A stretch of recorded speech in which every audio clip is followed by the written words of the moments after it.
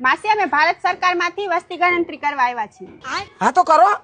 હા તો કયો કોણ કોણ છે ઘરમાં? બધાય છે? મમ્મી પપ્પા છે? નથી. કેટલા વર્ષથી આ ગુજરી ગયા? અરે ગુજરી નથી ગયા, બજારે ગયા છે, ઘરે નથી. અરે સોરી. દાદા છે? નથી. બજારમાં ગયા? ગુજરી ગયા. ઓ કાકા છે? નથી.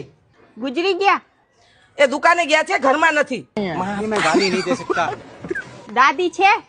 નથી. એ દુકાને ગઈ છે? ના, ગુજરી ગઈ.